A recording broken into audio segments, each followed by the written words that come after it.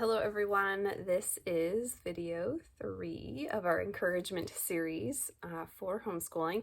This video is going to be all about indoor fun. Maybe the weather is not cooperating for you, it's too cold to send the kids outside, maybe it's raining and you don't want to deal with the muddy mess.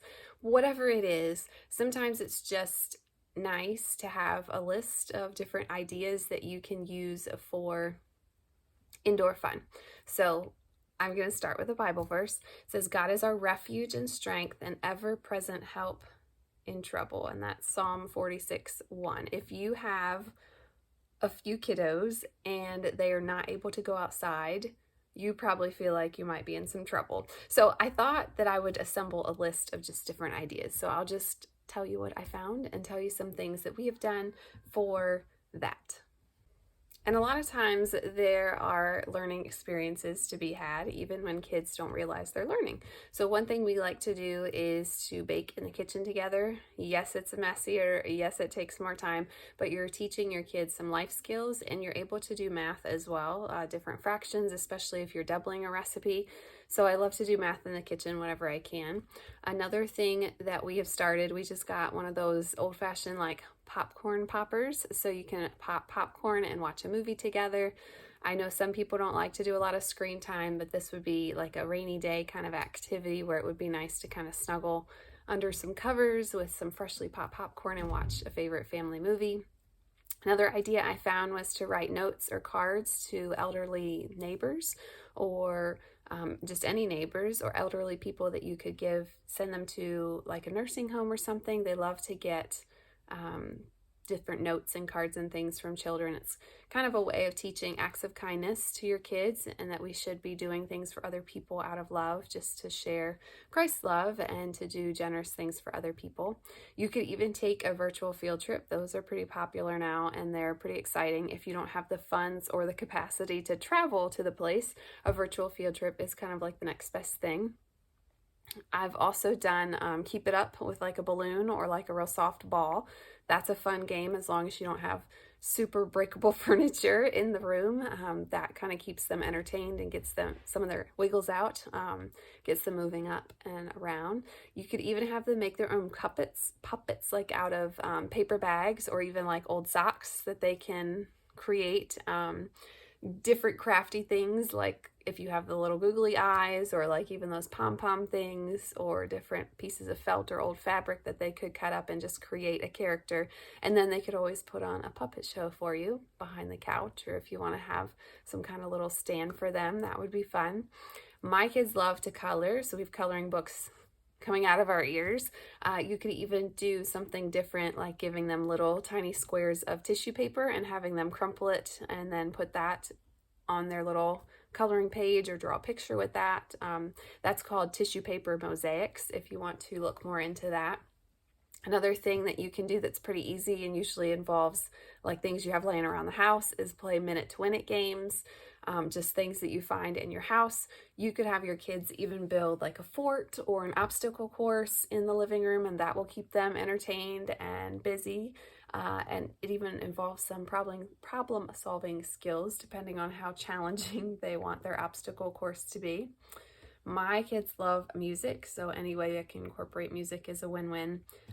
We recently got a karaoke machine for my oldest, so karaoke, dance party, music, making music with pots and pans, any kind of thing like that would be fun. I also saw the game Cornhole. They actually make a tabletop version of Cornhole, and I thought that would be fun to have for kind of like an inside recess, inside playtime. If you're crafty, you could make your own. They use little like bingo chips as the things that you throw, unless you can find little teeny tiny bean bags, which would be fun too.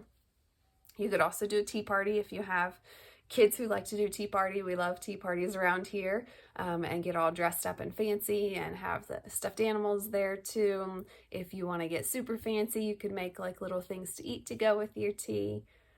We found a channel on YouTube also that has some pretty awesome drawing activities. It's an illustrator and he actually teaches you how to draw. So you start with like a black Sharpie for the outline, and then you add your colors later. And he usually draws with either his wife or his kids, and so you have the comparison of like, this is his job. He's a professional illustrator versus a kid or just a person who's not as experienced. And then your child will have their copy.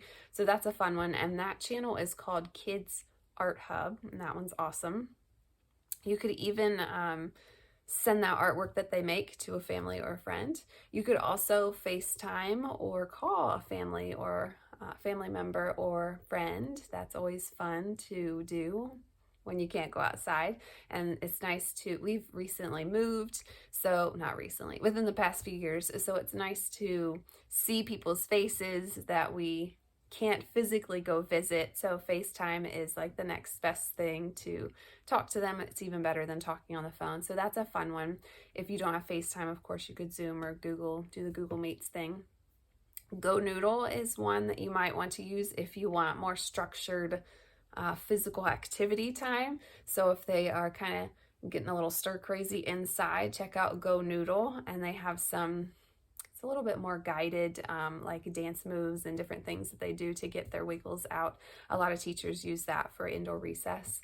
And then my girls like to do yoga. I know some people don't like or don't approve of yoga. We just believe that we're moving our body and we can do anything to worship God and praise Him. So we don't like to do the different breathing and emptying our minds activities that are associated with yoga, but I don't mind my kids doing different poses and singing silly songs while we do it. So there's a channel called Cosmic Kids Yoga, and we do that.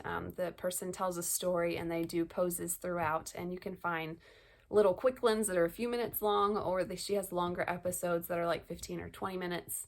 So that's a fun way to get them moving, and she tells a story, so it's kind of cute. You could also have them do some kind of STEM challenge. There are a bazillion STEM challenges. If you look it up on Pinterest and other sites, you can build different structures. There's different challenges. You can use Play-Doh and popsicle sticks. You can use Legos. There's so many options, but it gives them like a creative way, an outlet to explore and use critical thinking skills and problem solving skills. You could have, if you have older kids, you could do a competition, build something and it has to support a certain amount of weight, or build a bridge for little cars that they have, something that they have, it's something that they're going to, like a goal or something that they're trying to attain. I found on YouTube a how-to for cardboard loom weaving, and they actually made like a little cardboard, it's kind of like a template, and then you loom weave through that. So I thought that was pretty cool if your kids like to create things like sewing related, so that would be fun. And then of course you have your puzzles and your board games and your card games that you could do. So those were just a few ideas that I found doing some quick searches. There are tons more out there, but those I thought would be most applicable to my home. I hope that gave you some ideas, and I just want to encourage you to find things that work for your family and keep doing them, and giving yourself grace. Even on the hard days, even on the rainy days when they can't go outside and play, there are ways to creatively entertain them and have them entertain themselves.